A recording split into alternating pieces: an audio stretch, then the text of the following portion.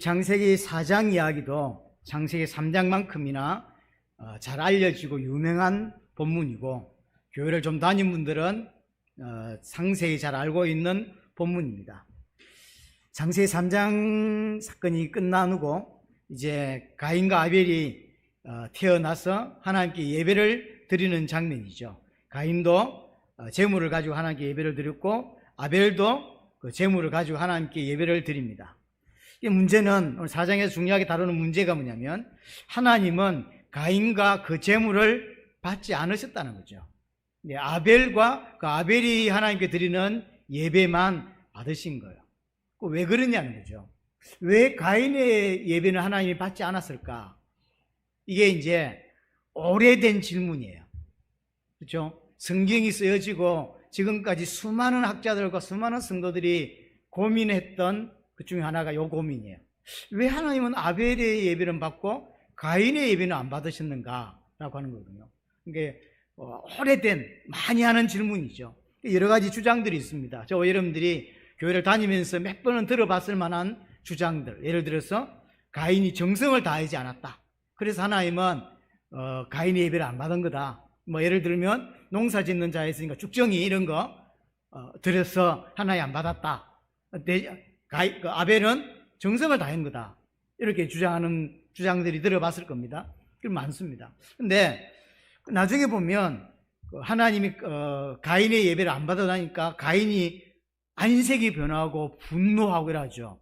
그런 거 볼 때 그렇지 않은 것 같아요. 최선을 다했는데, 정성을 다했는데 안 받으니까 화나는 거 아닌가요? 정성을 다하지 않았고 하나님의 예배를 안 받을 줄 아는 정도로 예배를 했는데 하나님 안 받아서 뭐 당연하지 이렇게 느끼지 않나요?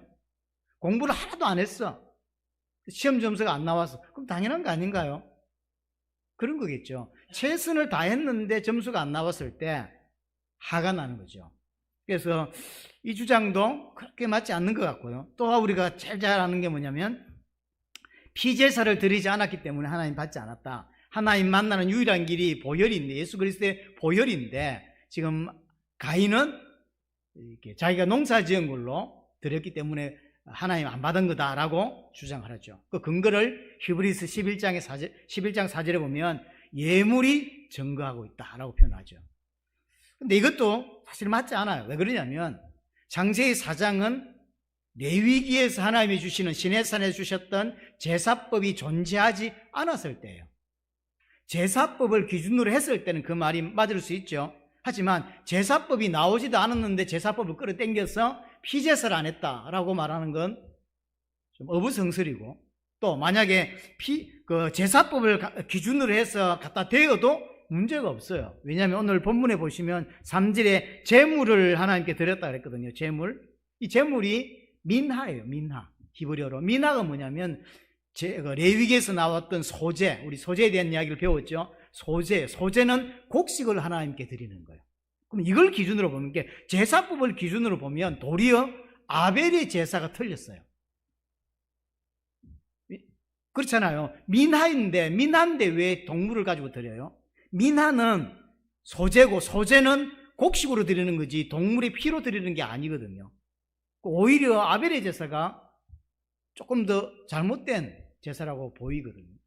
그래서 지금 여러 가지 학자들이 이랬다 저랬다 많이 이야기하고, 목사님들과 이걸 읽는 많은 사람들이 이상하다 이렇게 많이 하죠. 나중에 설명을 하겠지만 4장 이야기는 왜 하나님이 가인의 예배를 받고 안 받고 아벨의 예배를 받냐라는 그 이야기를 주제를 가지고 이야기하고 있지 않아요. 그래서 거기에 대해서 가타부타 말하고 있지 않습니다. 이걸 가지고는 왜 안 받으셨는지를 알 수가 없어요. 그냥 추측만 할 뿐인 거죠. 중요한 건, 어떤 팩트는 뭐냐면 하나님이 가인의 예배를 받지 않았다는 거죠. 그러니까 5절에 보시면 가인과 그 제물을 받지 아니하신지라, 하나님이 그러니까 가인이 몹시 분하여 안색이 변했다. 몹시 분하고 안색이 변했고, 7절에 보니까 네가 선을 행하며 어찌 낯을 들지 못하겠냐. 선을 행하지 못했다는 이야기인 거죠. 선을 행하지 못했고, 그래서 지금 이 사단이 난 거고, 그래서 지금 네가 지금 안색이 변하고 이렇게 됐다는 거죠. 이 이야기는 뭐냐면 한편으로는 화가 나고 한편으로는 너무 낙심되고 실망이 된 거죠. 나름 최선을 다해서 하나님께 예배를 했는데 하나님 받아주질 않아요. 그러니까 화도 나고요, 또 낙심도 되고 실망도 된 거죠. 가인의 입장에서는 하나님이 왜 내 예배를 안 받지? 내가 드린 제물을 왜 하나님이 예물을 왜 안 받지? 이해가 안 되는 거예요. 쉽지가 않아요. 사실 납득이 안 돼. 자기 입장, 가인 입장에서 볼 때는 하나님 받아주셔야 되는데 왜 안 받아주셨지? 이게 지금 납득이 안 되는 거죠. 하나님이 어떻게 보면 하나님을 이해하기 좀 어렵다.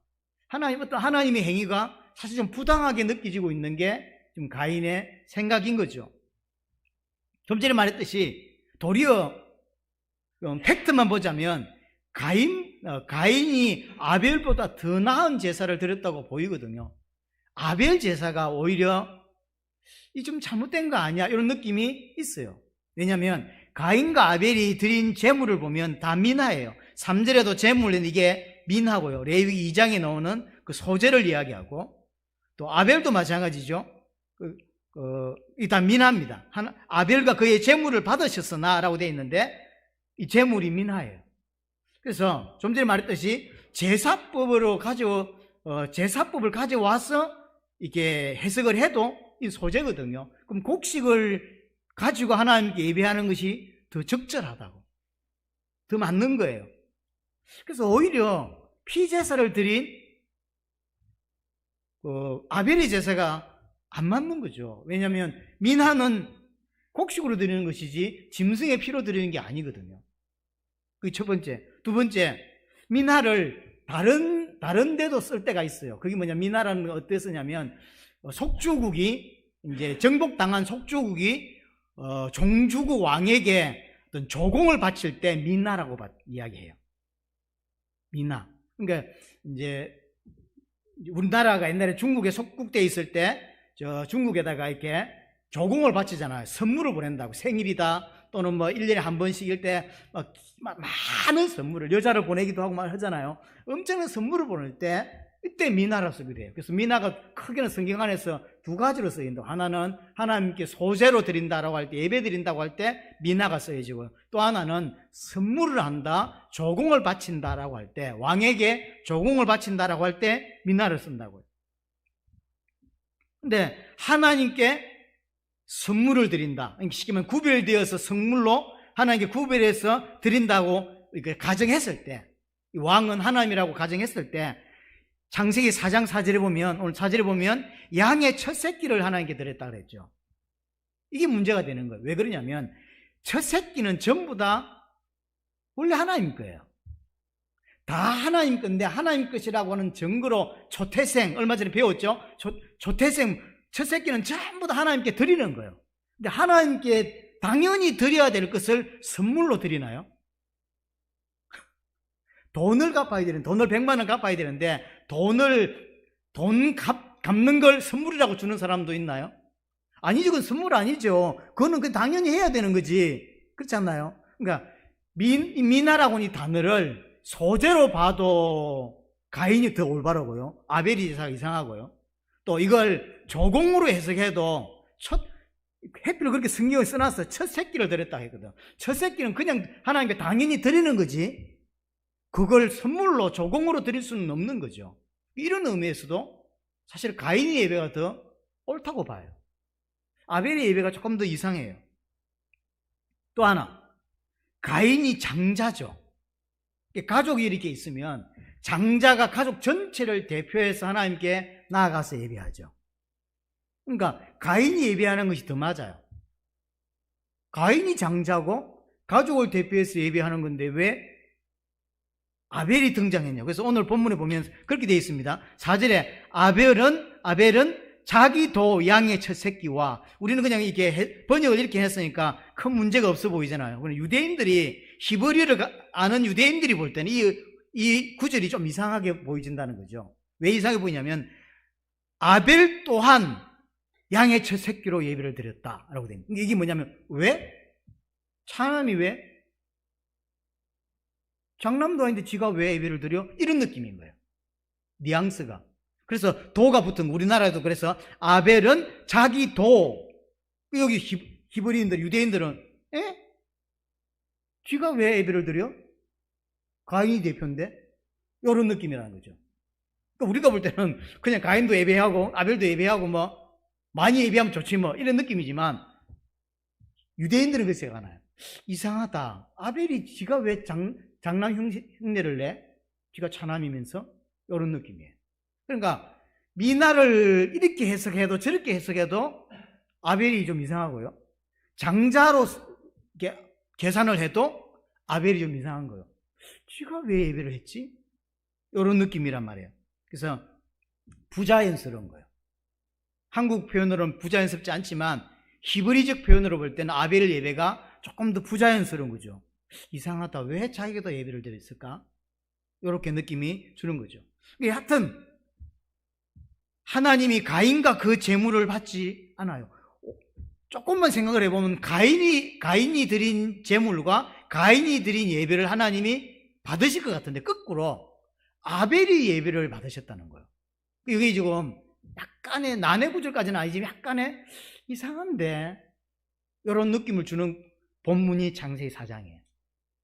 말이 안 되는데 아니 가인이 장자고 아벨은 차자인데 지도 형 따라서 왜 장자 흉내를 내? 그리고 첫 새끼를 왜 드려? 첫 새끼는 당연히 하나님 건데 그는 당연히 하나님께 예배할 때 드리는 거고 조공으로 바치고 선물로 하려면 다른 걸 드렸어야지 왜? 거기다 미나로 해석해도 마찬가지인 거예요. 그래서 그냥 끝으로 보면 가인이 예배가 훨씬 더 옳게 보인다고 하죠. 하지만 본문에서는 하나님은 가인이 예배를 받지 않았다고 거꾸로 이야기하게 되는 거예요. 그래서 가인의 반응이 어떤 면에서 당연하게 보여요. 이런 것 같으면 가인 입장이 되어보세요. 내가 장자고 내가 곡식을 가지고 미나로 가지고 드렸고 어떻게 해석해도 가인이 예배를 하나님 받는 게 더 타당하다고요. 그런데 이상하게도 오늘 본문에서는 왜 가인의 예배는 받지 않고 아벨의 예배만 받으셨는가라고 하는 부분을 해석해 주질 않아요.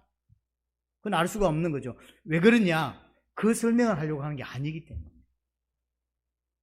하나님이 가인의 예배를 안 받고 아벨의 예배를 받은 것에 대한 설명을 하려고 오늘 본문을 기록하고 있는 게 아니기 때문인 거예요. 그렇게 지금 한쪽으로 화가 나고 한쪽으로는 실망이 되기도 하고 하나님 이해가 안 되기도 하고 막 이렇게 왔다 갔다 하고 있는 중에 하나님이 가인을 찾아옵니다. 그러면서 6절 7절에 보니까 가인을 약간 질책하죠. 6절 보세요. 여호와께서 가인에게 이르시되 네가 분하여 하면 어찌 됨이며 안색이 변하면 어찌 됨이냐. 네가 선을 행하면 어찌 낯을 들지 못하겠느냐. 선을 행하지 아니하면 죄가 문 앞에 엎드려지느니라. 죄가 너를 원하나 너는 죄를 다스릴지니라. 하나님이 뭐하고 있냐면 질책을 해요. 네가 선을 행했다면 왜 내가 안 받았겠냐 라고 이야기하고요. 네 앞에 지금 죄가 문에 엎드려졌다, 웅크리고 있다는 뜻이에요. 죄가 지금 이 가인을 덮치려고 웅크리고 있다. 너는 죄를 컨트롤해라, 죄를 다스려야 된다라고 이야기를 하는 거죠. 가인 입장에서 보면 선을 행했다고 느껴지는 거죠. 최선을 다했고 또 장자고 그리고 법에 맞게 소제를 드리기도 했고 아직 그 당시 법이 없었지만 어떤 행태로 따져도 가인의 예배가 더 옳다고 보인다고요. 근데 가인 입장에서는 그런 거죠.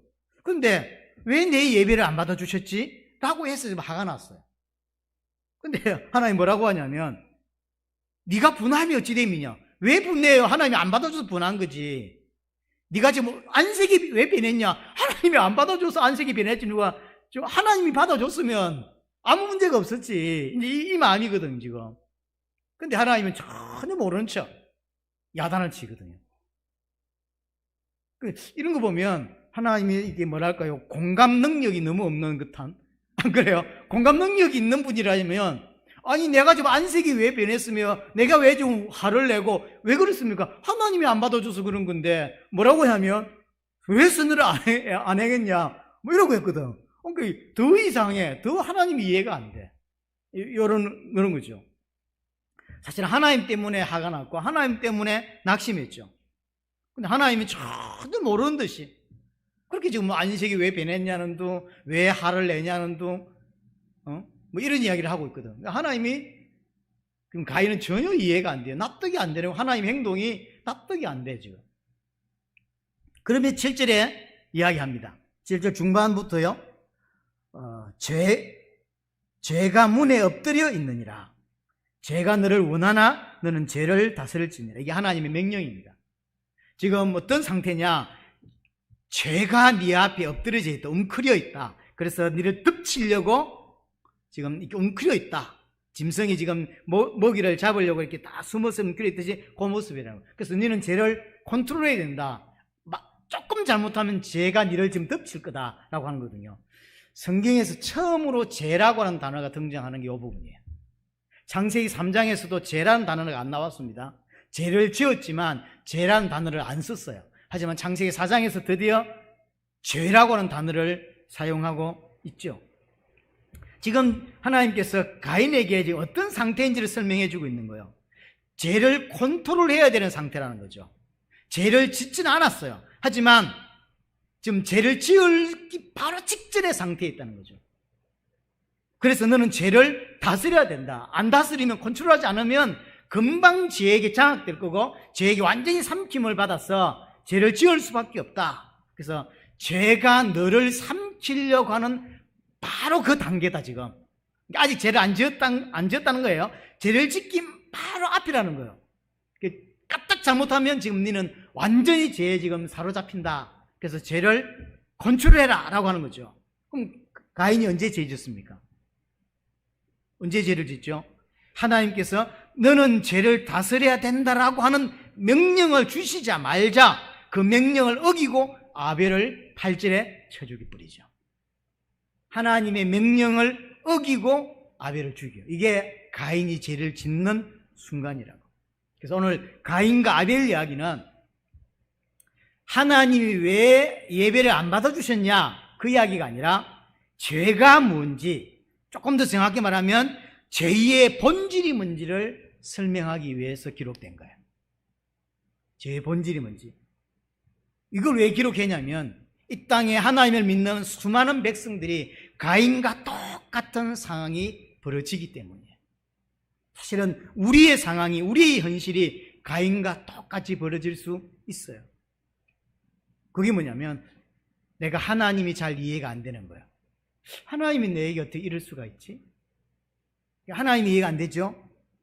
하나님은 왜 내 기도에 응답지 않지? 이해가 안 되는. 내가 기도를 안 했으면 모를까? 기도를 했는데, 그 최선을 다해서 예배도 하고 최선을 다해서 하나님을 섬기고 있는데 내가 생각하는 대로 응답이 안 돼요. 그러니까 하나님이 지금 이해가 안 되는 거죠. 정말로 하나님이 살아계신 게 맞아? 이런 생각이 들고요. 정말로 하나님이 살아계셔서 나를 인도하는 게 맞아? 이런 생각이 드는 거죠.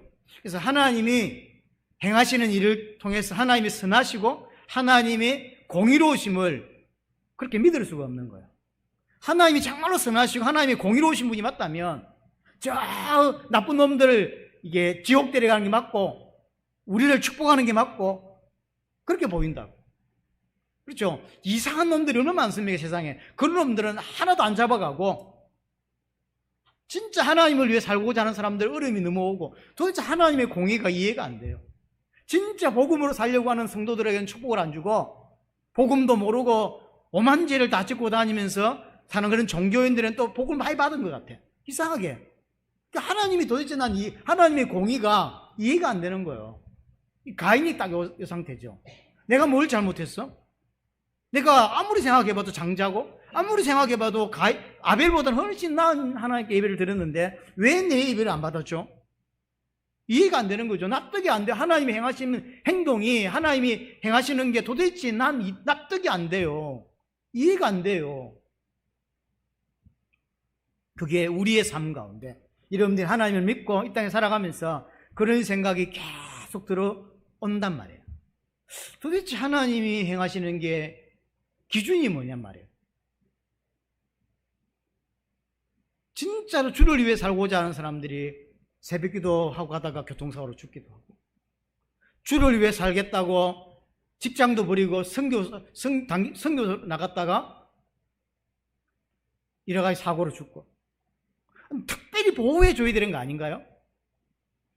특별히 더 보호해줘야 되는데 안 그래. 그 사람은 직장도 버리고 여러 가지 상황을 다 제껴두고 오직 하나님을 위해서 살겠다고 나갔는데, 안 그래요? 그래서 사고 당할 수 있고, 복음 전한다는 이유 때문에 총 맞아 죽고. 근데 하나님을 거부하고 하나님을 손가락질하고 막 욕하고 하나님 살아계시면 나와봐 이러면서 막 이런 놈들은 너무 떵떵거리 잘 살아. 도대체 난 이해가 안 돼. 이런 케이스가 가인만 있나요? 아니라는 거예요. 이 땅에 많은 기독교인이 그 마음 상태로 살아가요. 그러니까 하나님이 이해가 안 된 상태에서 안 믿을 수는 없고 믿어지는데 그렇다고 온전히 믿냐? 그렇지도 않아. 그러니까 이 상황 속에서 살게 된단 말이에요. 우리의 삶 속에서 하나님이 함께하지 않는 것 같던 상황들이 계속 발생하게 된다는 거죠. 그래서 그러니까 이제 가인처럼 어떻게 느끼지면 억울하게 느껴지는 거예요. 내가 주를 위해 살지 않았더라면 덜 억울하겠죠. 내가 예배를 1년에 몇 번만 오고 그런 이상한 성도였다면 덜 억울하겠어요. 근데 예배를 그렇게 빼먹은 것도 아니고 헌금을 안 하는 것도 아니고 그렇다고 뭐 사실 대단히 세상에 빠져 사는 것도 아니에요. 그럼에도 불구하고 세상에 빠져 사는 것들은 띵띵거리고 잘 사는데 도대체 이해가 안 되는 거죠. 억울하게 느껴진다. 그래서 가인의 입장에서 보면 억울한 게 많습니다. 나름 최선을 다했고 그랬는데 하나님이 그 예물을 안 받아주셨죠. 하나님을 올바르게 이해하기가 너무 힘든 거죠. 납득이 잘 안 되는 거죠. 그래서 부당하다고 느껴지는 거예요. 그런데 하나님 뭐라고 말하냐면 선을 행하고 죄를 짓지 마라 라고 했죠. 지금 내가 부당하고 느끼고 얼굴이 울그락불그락 이렇게 이런 게 다 하나님 때문인데 날 보고 말하냐면 왜 안색이 변했어? 삐졌네? 이러면서 그런 거 아니에요? 삐졌네? 그러면서 죄 짓지 마. 이게 너무 억울한 거예요. 이해가 안 되는 거예요. 하나님 그러면서 말하죠. 네가 만약 그 생각 속에 있다 할지라도 네가 하나님 볼 때 하나님을 이해를 못하고 하나님 행동이 부당하게 느껴지고 하나님이 행하신 여러 가지가 이해가 안 된다 할지라도 너는 하나님께 올바로 예배하고 너는 올바로 하나님을 순종해야 된다라는 이야기예요. 그렇다 할지라도 하나님이 납득이 안 되고 하나님의 행하심이 이해가 안 된다 할지라도 우리는 어떤 존재냐면 그랬다 할지라도 하나님을 온전히 예배하고 온전히 신뢰하고 순종해야 되는 존재인 거예요. 하나님이 예배를 안 받아준다 할지라도 하나님께 최선을 다했지만 하나님 예배를 받지 않는다 할지라도 인간은 그 죄를 다스리고 하나님을 계속 섬기고 올바르게 계속 선을 행해야만 되는 거죠. 여기서 오늘 중요한 핵심이 나오는 겁니다. 오늘 여기서 가인이 하나님께 화가 난 거예요. 이게 죄의 본질입니다. 아담이 선악과라고 하는 그 열매를 따먹는 행위는, 열매를 따먹는 행위는 죄가 아니에요. 하지만 하나님이 먹지 말라 한 그것에 불순종하는 게 죄죠. 어떤 것을 하나님이 명령하셨고 하나님께서 행하시는데 그것에 대하여 이해되지 않고 그것에 대하여 분노하는 것, 그게 죄의 본질이죠. 가인은 더 이상 하나님을 뭐 할 수 없죠? 신뢰할 수가 없는 거예요. 하나님의 행동이, 하나님이 행하시는 것이 도대체 이해할 수가 없는 거죠. 신뢰할 수가 없고 믿을 수가 없는 거죠. 내가 이렇게 했으면 하나님이 저렇게 해줘야지 라고 하는 게 지금 가인의 생각이에요. 내가 최선을 다했잖아요. 그럼 하나님 받아주셔야지 라고 하는 게 가인의 생각이라고. 쉽게 말하면 내가 하나님을 뭐 하고 있냐면 판단하고 있는 거예요. 하나님은 이런 분이야 라고 하나님을 정의해놨어요. 자기가 생각하는 대로 정의한 대로 하나님이 행하지 않으면 하나님으로 믿을 수 없는 거예요. 이게 죄입니다. 오늘 창세기 4장에서 가장 중요하게 다루는 게 이 부분이에요. 왜 하나님이 가인의 예배를 안 받았냐를 다루고 있는 게 아니라 가인이 짓고 있는 이 죄가 죄의 본질이란 말이에요. 하나님이 어떻게 행동하셨든지 그분만을 신뢰하고 그분만을 순종해야 되는 게 난데, 그게 인간인데 그 하나님의 행동이나 하나님이 행하시는 걸 보고 그걸 신뢰할 수 없단 말이에요. 왜 신뢰할 수 없죠? 내가 생각하기에 하나님은 이런 분이야 라고 하나님을 정의해놨어요. 내가 하나님을 판단해요. 근데 내가 생각하는 하나님이 응답지 않으면 그건 하나님이 아니라고 생각하는 거죠. 당연히 하나님은 이렇게 돼야 돼. 왜? 내가 생각하는 하나님은 그런 분이니까. 지금 가인은 지금 하나님을 오해하고 있는 거예요. 그래서 내가 생각하는 하나님이 있습니다. 그래서 내가 이만큼 노력하면 하나님도 그게 걸맞게 응당 축복해 줘야 돼라고 하는 게 이 땅의 수많은 기독교인과 가인이 가지고 있는 기본 하나님에 대한 생각이에요. 내가 이렇게 했으니 당연히 이렇게 응답 줘야지 라는 거죠.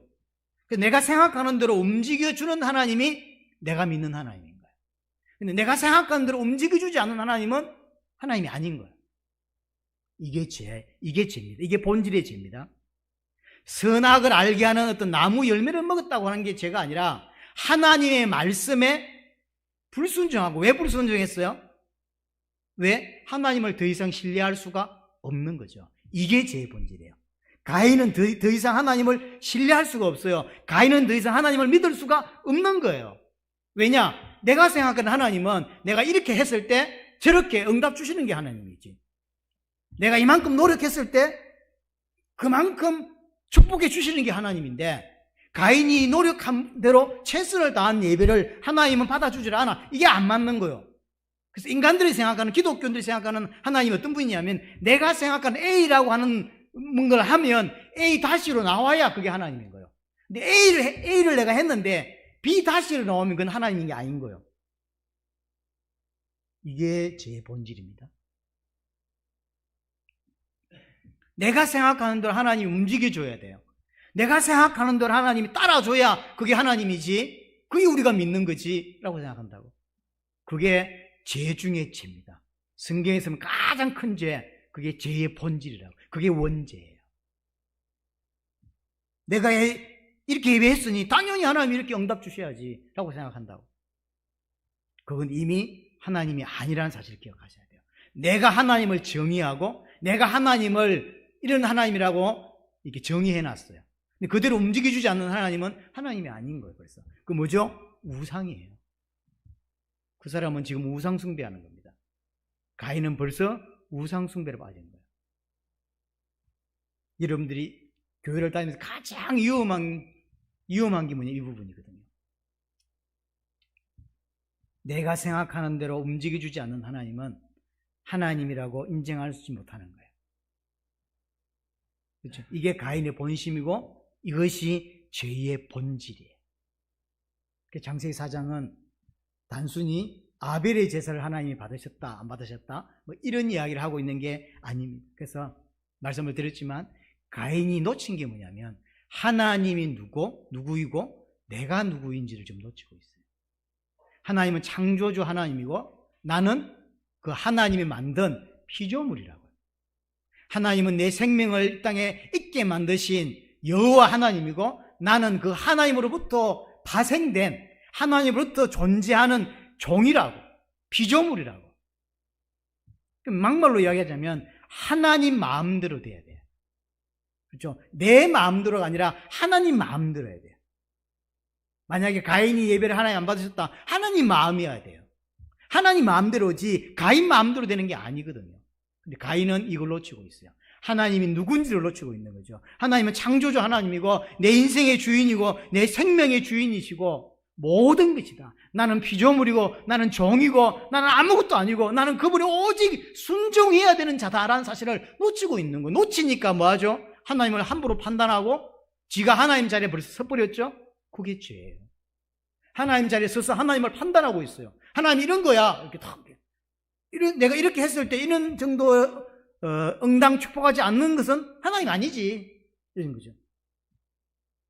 그 이야기를 오늘 본문에서 이야기하고 있는 것입니다. 하나님을 내 마음대로 조정하고 하나님을 내 마음대로 움직이려고 하는 사람들. 이 땅에 수많은 기독교인들이 실수하는 게 딱 이 부분입니다. 우리는 어떤 존재입니까? 피조물입니다. 그래서 피조물인 우리는 창조주 하나님께 온전히 순종해야 되는 존재라는 사실을 절대로 놓치면 안 되는 것입니다. 가인은 창조주 하나님 자리에 앉아버렸죠. 창조주가 돼버렸어요. 그게 죄입니다. 그래서 내가 하나님을 정의하고 내가 하나님을 판단하고 내 생각대로 움직여주는 그 하나님을 믿으려고 하는 거죠. 그건 우상이지 하나님이 사실은 아닌 것입니다. 그래서 피조물이 하나님 자리에 앉아서 하나님을 판단하고 하나님을 조정하고 하나님을 움직이려고 하는, 그래서 하나님을 신뢰하지 않는, 그게 죄의 본질이라는 사실. 그래서 하나님이 행하시는 것이 이해가 안 돼도요, 하나님의 말씀에 순종하는 게 피조물인 인간의 모습이어야 돼요. 우리는 가인과 같은 죄에 많이 노출되어 있다는 사실을 기억하셔야 돼요. 그래서 우리 생각할 때 하나님이 살아계신데 왜 이래? 이런 생각을 든다고, 이게 가인의 생각인 거예요. 우리는 자꾸 하나님을 조정하려고 한다는 사실. 우리는 하나님을 조정할 수 있는 자가 아니라는 걸 기억해야 돼요. 우리가 믿는 하나님은 창조주 하나님이고 모든 생사하복을 다 주관하신다는 사실을, 모든 주권을 가지신 분이라는 사실을 기억하셔야 돼요. 하나님이 뭔가를 행하셨어. 근데 그게 내가 납득이 안 돼. 그러면 그게 더 옳은 거예요. 내가 가진 선, 내가 가진 공의를 가지고 하나님을 판단하고 있는 거예요.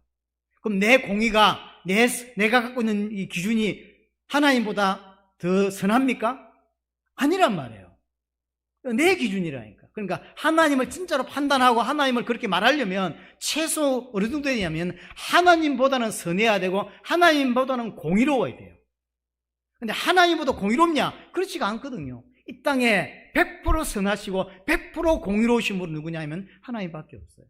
그래서 우리가 볼 때 이거 도대체 이해가 안 되는데, 말이 안 돼, 하나님이라면 저럴 수가 없어 라고 하지만 그것이 하나님 보실 땐 절대적 선인 거예요. 그래서 여러분들에게 응답하지 않고 우리에게 뭔가가 정상적으로 보이지 않는 그것이 하나님 보실 때 더 정상이고 그게 옳을 수가 있다는 걸 기억하셔야 돼요. 내가 틀릴 수 있다는 사실을 기억해야 돼요. 하나님만이 옳아요. 그걸 깨닫게 하려고 주신 게 창세기 4장입니다. 그래서 하나님만이 완전하고 하나님만이 절대적으로 선하고 하나님만이 옳습니다. 우리는 그분을 믿고 그분께 순종해야 되는 것이죠. 그렇죠. 그래서 그럼 반대로 신앙의 본질이 뭐냐? 하나님을 전적으로 신뢰하고 전적으로 그 앞에 순종하는 것. 그것이 신앙의 본질이에요. 하나님 앞에서 우리는 계산을 하거나 하나님 앞에서 뭔가를 따질 수가 없어요. 왜냐하면 따지려면 최소한도 하나님만큼은 선해야 되고 하나님만큼은 완전해야 돼요. 근데 완전하지도 않고 선하지도 않다 이거. 우리 기준이라고 하는 것은 선하다 안 선하다 기준은 세상의 기준이라고, 오염되어 있는 기준이라고. 그래서 우리 기준이 틀려요. 근데 우리 기준에는 그렇게 보인다고. 세상에 돌아가는 방식이나 하나님이 그렇게 보일 수 있다고. 하지만 뭐가 더 선하고 뭐가 더 옳냐? 하나님이 더 옳은 거예요. 그걸 인정하는 게 신앙이에요.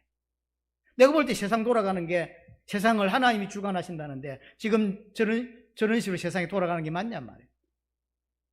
근데 하나님이 그게 옳다고 말씀하시면 나는 이해가 안 돼도 옳다고 믿는 거예요. 그게 믿음이에요.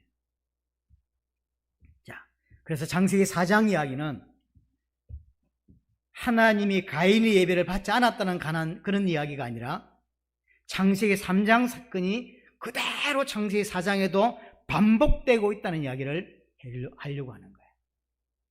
창세기 3장 사건이 그대로 창세기 4장에서 정확히 말하면 반복되고 더 심화되고 더 악질로 변하고 있어요. 왜냐하면 최소한도 아담은 사람을 죽이진 않았죠. 근데 가인은 사람을 죽이죠. 그것도 동생을 죽이죠. 그러니까 이 죄악이 점점 더 깊어지는 거예요. 그 모습을 우리에게 보여줍니다. 창세기 3장에 보면 여자가 뱀에게 미혹되어 선악과 열매를 따먹죠. 그때 아담은 어디 있었냐? 말씀을 직접 받아서 아담은 어디 있었냐? 창세기 3장 6절에 보니까 함께 있었다고 표현되어 있어요. 함께 있었어요. 그러니까 함께 있는데 여자가 그 열매를 따먹는데 왜 아담은 가만히 있냔 말이에요. 왜 가만히 있었죠? 아담이 어떤 상태에 빠지냐면 하나님을 신뢰할 수 없는 상태에 빠져버린 거예요. 왜 그랬죠? 창세기 3장 5절에 보니까 하나님이 나를 속였다고 생각이 되는 거예요. 그 뱀의 말을 듣고 나서 보니까 이걸 먹으면 너희 눈이 밝아져 하나님처럼 된다고 했는데 그걸 듣고 나니까 뱀의 말이 더 맞게 보인다고. 아, 하나님과 같이 되지 않게 만들려고 우리를 하나님이 속였구나. 이렇게 보인다고. 우리가 그걸 먹으면 눈이 밝아지겠구나 라고 보인다고. 근데 그걸 막았다고 하나님. 그러니까 하나님이 나를 그렇게 되지 못하도록 내가 하나님처럼 될 수 있는데 안 되게 만들려고 하나님 나를 지금 속였다 이렇게 느껴지는 거죠. 거기다가 그래서 하나님 믿을 수 없는데 그 여자가 열매를 따먹습니다. 빨리 따먹은 어제도 그냥 두고 본 거죠. 따먹는데 하나님의 말씀에 의하면 죽어야 되죠. 반드시 죽는다 그랬죠. 근데 안 죽고 있거든. 봐라, 하나님의 말씀이 틀렸다. 죽는 데인데 안 죽죠.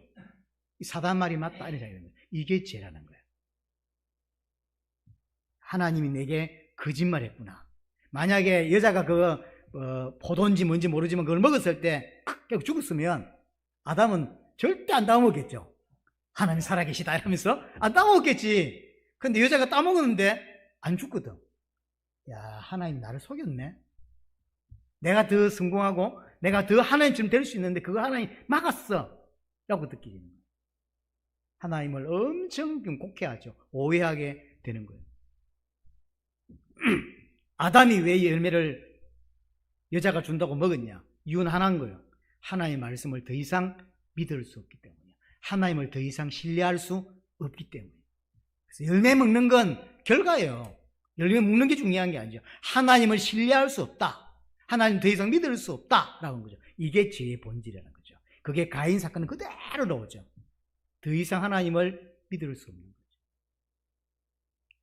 가인 또한 전적으로 하나님을 신뢰하지 못하는 거죠. 이게 본질적인 죄입니다. 그러고 나서 창세기 3장에 보면 아담이 범죄하고 나서 하나님이 찾아오시죠. 오늘 본문에서 하나님께서 가인을 찾아오시는 장면이 4장 9절에 나오죠. 창세기 3장에 하나님께서 아담에게 네가 어딨냐? 라고 묻죠. 오늘 4장에서도 가인에게 묻습니다. 네 동생이 어딨냐? 라고 묻죠. 이 장면이 비슷해요.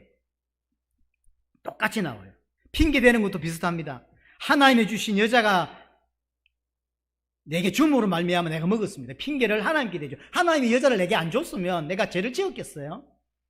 하나님이 준 그 여자 때문에 내가 죄를 지었지. 핑계대죠.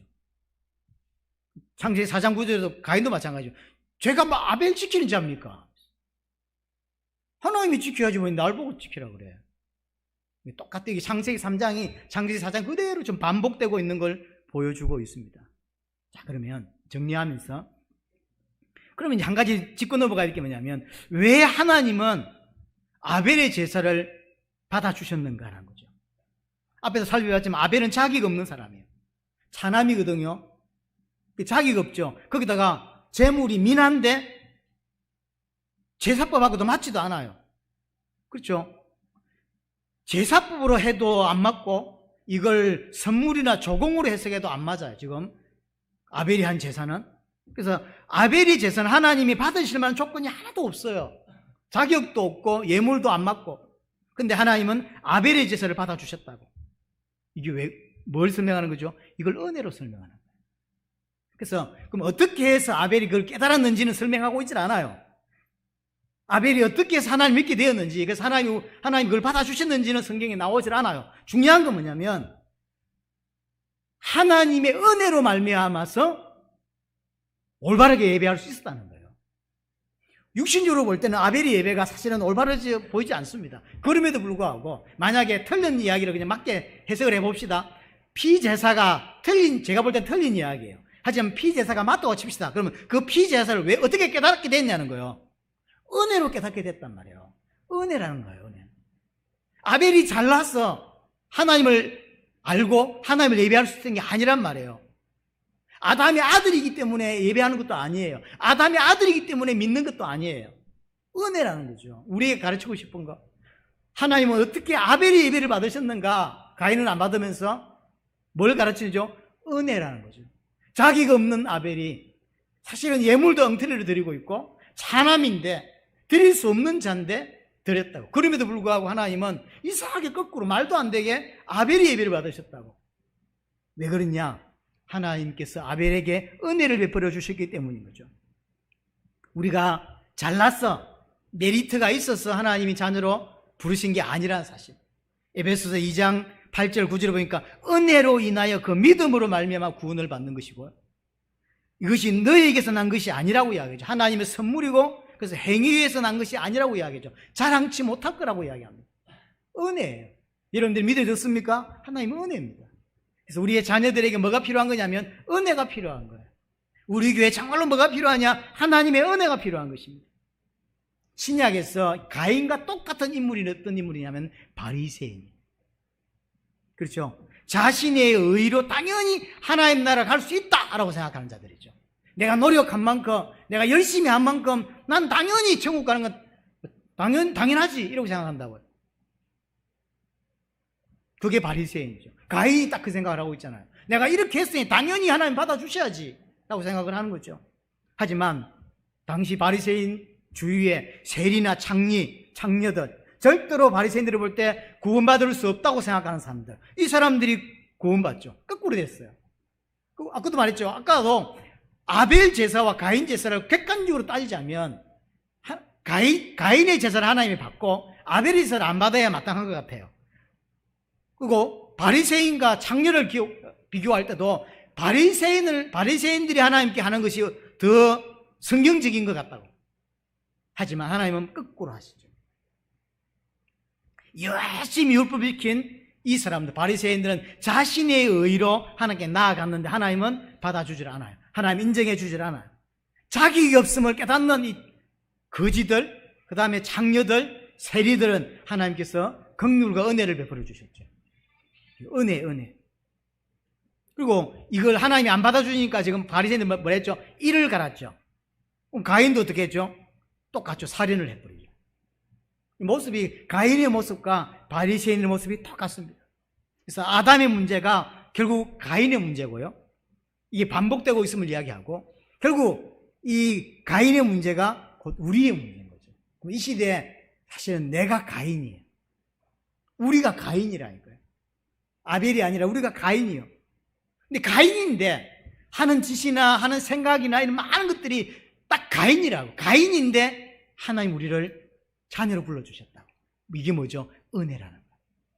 내가 잘했기 때문에 하나님이 받아주신 게 아니라 하나님께서 은혜를 베풀어 주시기 때문에 하나님 자녀가 될 수가 있었던 거죠. 하나님의 은혜로만 하나님께 나아갈 수가 있습니다. 그리스도의 의로만 하나님 앞에 나아갈 수 있습니다. 우리는 아무 공로가 없어요. 우리도 가인과 똑같은 죄를 짓는 자들인데, 그렇죠?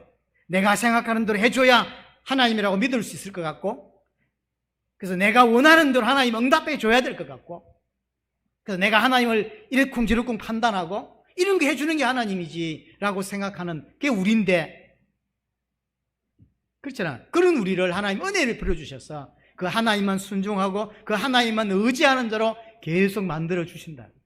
이게 은혜라고 하는 거죠. 우리는 자꾸 하나님을 뭐랄까요? 판단하고 하나님을 조정하려고 하는 오류를 범한다는 사실을 기억하셔야 되고요. 이런 나이에 하나님께서 끝까지 은혜를 베풀어주심으로 우리를 그리스도로 붙잡게 만들어 주신 것입니다. 마지막 때 교회 생활을 하면서 가장 중요한 게 뭐냐면 이 땅의 문제가 뭔지, 이 죄라고 하는 게 뭔지를 깊이 이해하고 이것으로 말미암아 하나님을 더 정확하게 알고 그 하나님께 올바르게 순종하는 저와 여러분들이 되어야 된다는 거죠. 이 은혜가 여러분들이 있게 되기를 바랍니다.